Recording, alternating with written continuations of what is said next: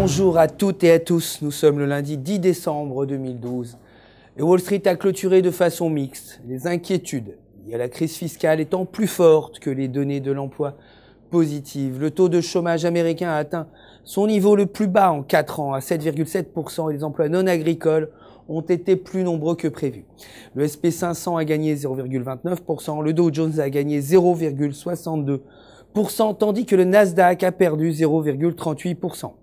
Le dollar américain s'est renforcé face à l'euro et à la plupart des autres devises suite à des données de l'emploi meilleures que prévues. Les emplois non agricoles atteignant 146 000 contre des prévisions à seulement 89 000.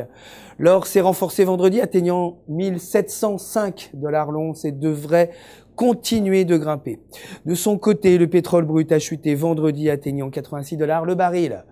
L'euro a chuté face au dollar alors que la BCE a réduit ses prévisions économiques dans la région et que les responsables de la banque discutent de la réduction du taux d'intérêt.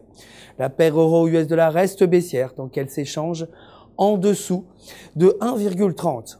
La livre, quant à elle, a chuté face au dollar et s'est renforcée face à l'euro après que la BCE ait réduit ses perspectives économiques. La livre a rebondi sur son support 1,60 et sa perspective à long terme est haussière tant qu'elle s'échange au-dessus de 1,5960. Enfin, le dollar canadien s'est renforcé face à la plupart des devises principales après que la publication des données de l'emploi fortes au Canada et aux États-Unis ait stimulé l'appétit pour le risque. Le taux de chômage au Canada a surpris les investisseurs avec une chute de 7,4 à 7,2%. La tendance de la paire dollar américain, dollar canadien à long terme reste baissière tant que la paire s'échange en dessous du niveau de résistance à 0,99.